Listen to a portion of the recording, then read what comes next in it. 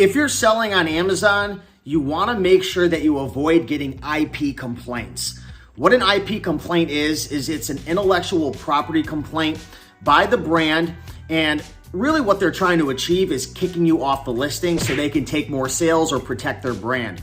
Now, there's a couple ways. I actually have 4 ways that you can prevent getting IP complaints. But before we get into that, the reason why you want to avoid this is because if you get too many IP complaints, you can actually get suspended or get kicked off of Amazon entirely. So you definitely want to make sure you avoid these. And if you do get an IP complaint, you definitely want to be sure to address it either by creating a plan of action, which Amazon may require, or by appealing it. I actually had an IP complaint that I had gotten recently.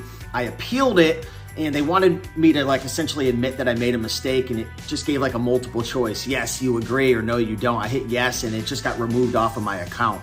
Another thing that you can do, and I'm not affiliated, I'm not making money off of this, is you can actually have a lawyer on retainer. I actually have a lawyer, his name's Jeff. I'll put his information down below. I have him on retainer for $89 a month. I actually just signed up with him. And again, I'm not trying to pitch you on it. I don't get anything out of it. But for $89 a month, anytime I get any IP complaints, if I get a counterfeit claim, if Amazon comes after me, who knows, maybe you can get sued as well. I mean, there's possibilities online. He'll take care of all of that. Restricted products, all different types of things. He'll literally write plan of actions and everything just for that $89 a month. If you're a small seller, it's probably not worth it, but I'll put that down below because it's something I just signed up for. So let's get into how you can prevent getting an IP complaint.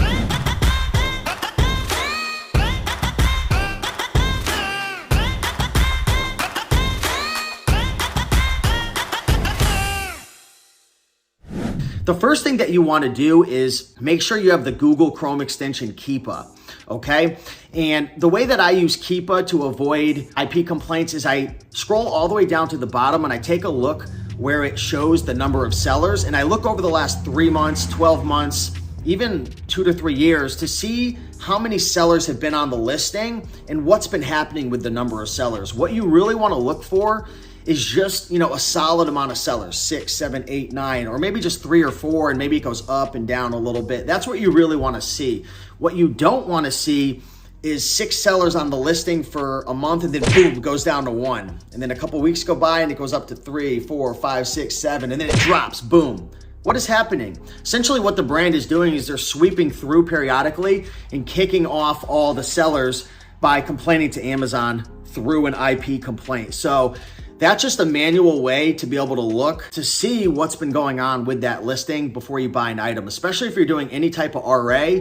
And if you don't have permission from the brand or you don't have invoices, even if you have invoices, there's wholesale sellers who they're buying products from a distributor, and for some reason, maybe the brand goes through some type of process, brand registry or something, and they just start kicking everybody off because they're not on the same page with the distributor. So it's good to have those invoices. If you're doing RA thrifting, you're not gonna have those, so you're pretty much screwed.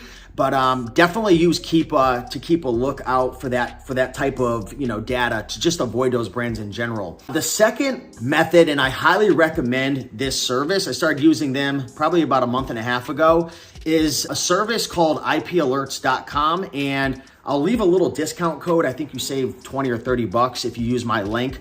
But this is a service that it's a Chrome extension, and when you go to list an item, there'll be a little pop-up that essentially gives you an alert if any other sellers have had issues with that brand. So this is actually crowdsourced information, which is great. So they have a lot of data coming in. So just imagine how great that would be if not only you can look at KEEPA to see what's going on, but you can crowdsource data from other sellers like you, which will share their experience with that brand. So this is super important. They have a couple deals. I think they have a lifetime deal as well. So I would highly look into that if you're scared about getting IP complaints, which I think every Amazon seller should be scared of it. It's only becoming more and more common nowadays. So I would highly recommend that. Number 3, and this is a big one, before you list an item, you always want to make sure that the brand isn't the only seller on the listing. So I had gotten an IP complaint recently. It was actually my first one, and I made a mistake. I didn't check KEEPA. This was before I really learned all about this. Isn't it funny how once you get smacked in the face, you quickly learn, right? So I quickly learned, okay, I've got to go through these steps I'm sharing with you.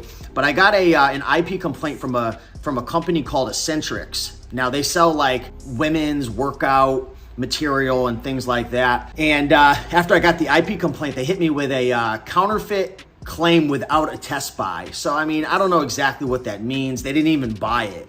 It's just, I think, some form of an IP complaint. It was real. I mean, it was a legit item. I don't know what they were talking about, but I think that's a way of kicking off sellers. But they were the only seller on the listing, and when I clicked into the seller, it said Eccentrics. The brand was Eccentrics, and I was like, wow, that was an idiotic move. Well, I learned my lesson. So make sure if there's only one seller on it, or one or two, just check to see that the brand isn't the one selling it. You definitely want to avoid those.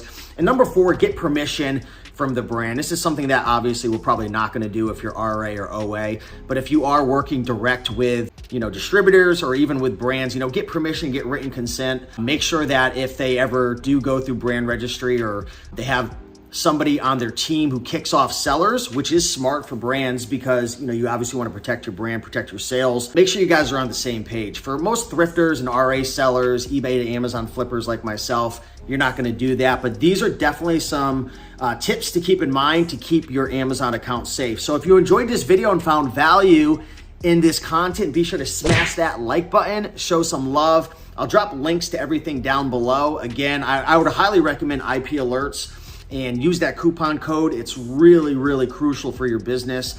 And with that being said, happy picking, much love, and I'll see you in the next one. Bye.